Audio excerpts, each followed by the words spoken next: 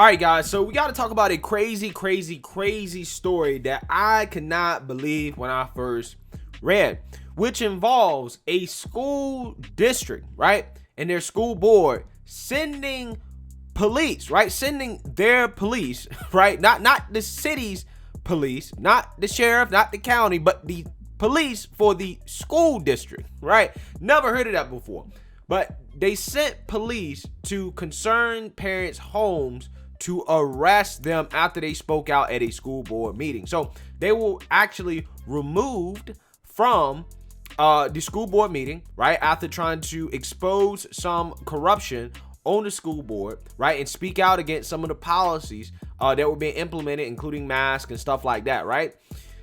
They were removed. And then after they were removed, they were then arrested, right, by school district police, okay? I want people to understand that.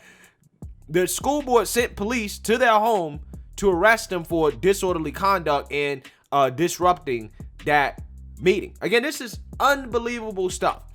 And before I read the details, I want to play you guys news footage of this incident so that you kind of get a general understanding of what happened. Take a look. Are facing charges after a Round Rock Independent School District Board meeting ended in chaos. Now, the topic of the meeting, masks. KXAN digital reporter Grace Reeder spoke to those two men after they were released from jail today. Shame on you, communists! Communists! Let the public in! That man, Dustin Clark, and another, Jeremy Story, who was outside the main meeting room, were arrested Friday and charged. Spent the night in the jail. Charged with hindering proceedings by disorderly conduct. Mr. Clark, you have to leave. A spokesperson for Round Rock ISD says while this is still being investigated, the men were charged for issues at this week's meeting and previous meetings. She said there were concerns that their actions created a, quote, potentially threatening environment for students, staff, and community members present and hindered official proceedings. We don't feel like we created any sort of animosity or environment. After being released from jail Saturday morning, KXAN caught up with Story and Clark. They feel they're being targeted for speaking out against what they believe was a violation of the Open Meetings Act. There was no reason to not have more chairs. Attendees and even a few board members believed more people should have had access to the main meeting room to participate in the discussion about whether the mask mandate would be extended. Okay, point of order, guys, please stop. The school district says they had it that way because of COVID-19. Regardless, two men are now lawyering up and say their arrests were an abuse of power. I know that educators work hard and they're so sacrificial in so much that they do. And so we're not angry. We feel our civil rights have been violated. Grace Reeder, KXAN News. All right, guys, so I hope you have at least somewhat of an understanding of the general situation here. And one thing I'm so sick and tired of hearing about is people's rights being violated in the name of COVID-19. Well, we couldn't have that many people at the board meeting because of COVID-19. No, that's just an excuse. That's BS, right? You don't want that many people there because you don't want anybody speaking out against your dictatorship, right? Which is basically what a lot of these school districts are at this point with these woke school boards, okay? They don't want any dissent whatsoever. So let's actually read a little bit more here about the details to understand what's going on. The Round Rock Independent School District in Texas is using its own armed agents to arrest parents who speak out against the school board's policies, according to Christopher Rufo in the City Journal. Rufo, a senior fellow at the Manhattan Institute, said the battle lines are clear. On one side, the Biden administration, public school bureaucrats, and their armed agents. On the other, parents and families who oppose school closures, mask mandates, critical race theory, and corruption.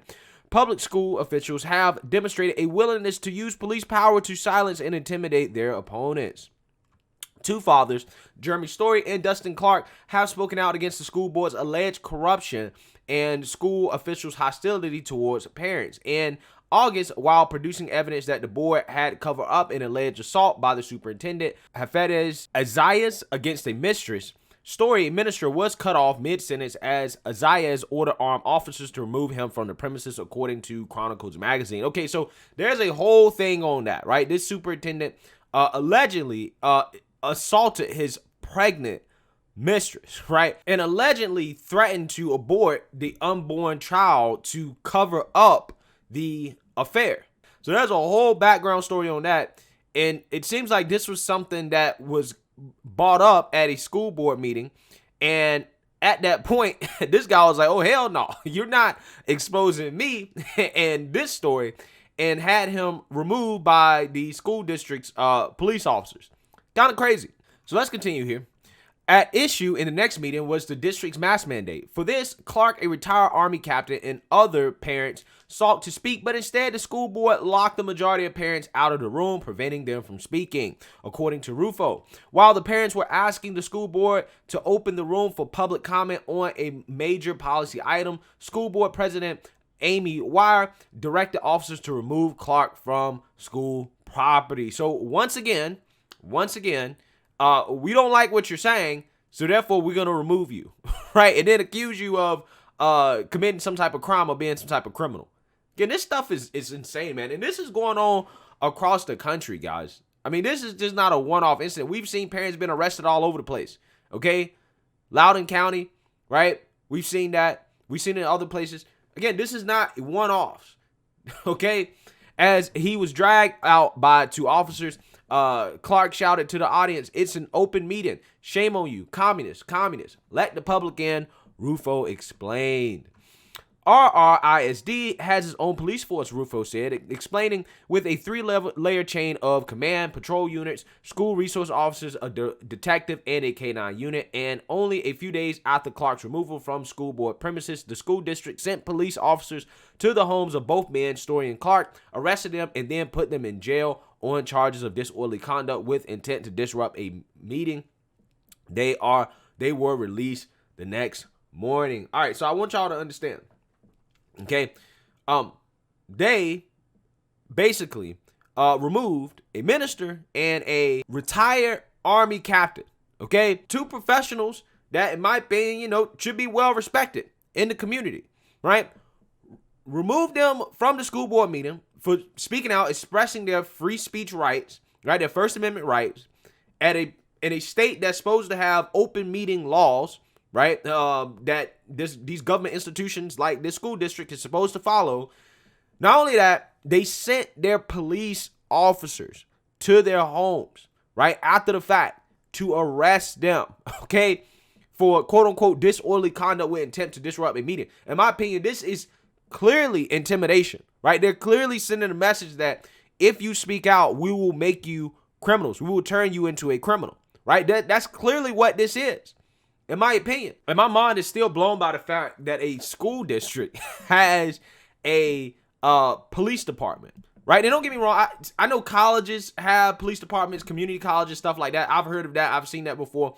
But a public school district, right? An independent school district, I don't necessarily know how that works in Texas, having a whole police force, again, I think that's just a little bit too much, right? I think you can easily see how power can be abused here, okay?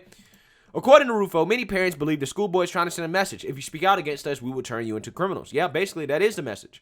But these tactics are not unique to RRISD, Rufo explained. In Loudoun County, Virginia, for example, where parents have protested against critical race theory and sexual assault cover-up, the superintendent asked the county sheriff to deploy SWAT team, riot control unit, and undercover agents to monitor parents at school board meetings. The Loudoun County sheriff did not comply with the superintendent's request, saying the board had not given any justification for such manpower-intensive requests. Okay, so that's actually an interesting thing, right? Because this sheriff is saying no. Right now, the sheriff, they're kind of directly accountable to the people, okay? Because sheriffs are voted in, right? And police chiefs are not, right? They're appointed. So sheriffs are elected, police chiefs are appointed. The thing is that for as much as we want to talk about police reform, one of the ideas that the left never proposes that I honestly would be open to talking about is the fact that maybe our police should just be sheriffs, right? Maybe that system should have more power than, these cities having these police departments, because I think there's less accountability for these police departments than there are for sheriffs, right? So maybe there should be more power shifted over towards there, and maybe we should talk about reform if we're going to talk about it, in a sense that maybe we shouldn't have these independent police departments. Okay, maybe we should just have sheriffs and sheriffs only.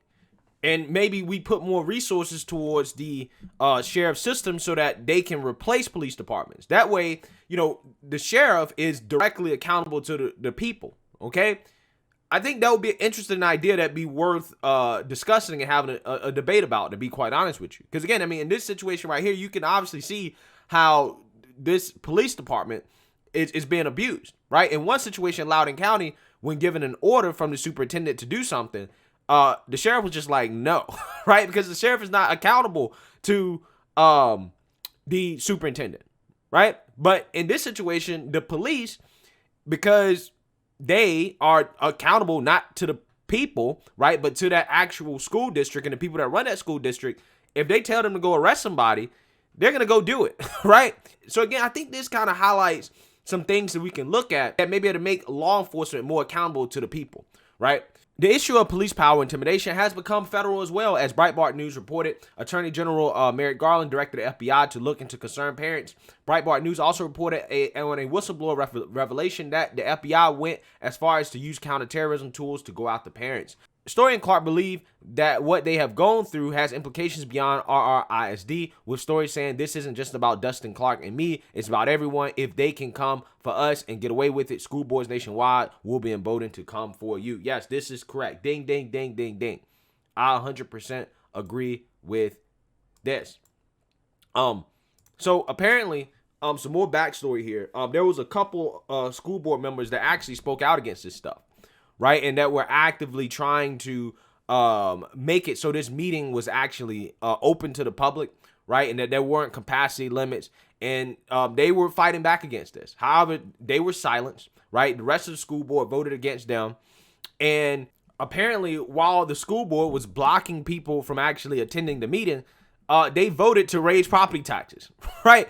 So, I mean, like, this is the type of stuff that actually really matters. And, I feel like this is a violation of Texas's open meeting laws. Right now, again, I'm not a lawyer. I don't really know all that much. I read it. It sounds to me like this school district would fall under the jurisdiction of that law, right? Because they are a government entity. However, again, I don't know. Okay. But, it sounds to me like somebody should be sued or be in jail for these types of actions. But again, this is why it's so important to be informed and involved in your local community in regards to the school board, who's on it, what they actually believe, right? Because, I mean, it's up to the people to hold them accountable, okay? It's up to the people. So, like I said, this situation right here, again, I couldn't believe it. It's incredibly sad that this is what's happening. But, hey, I'm going to keep covering it because I think that this is probably one of the most important issues in our country to date, is these woke school boards going crazy. But let me know what you guys think. Make sure you like, comment, and subscribe. Most importantly, share a Black conservative perspective. Peace.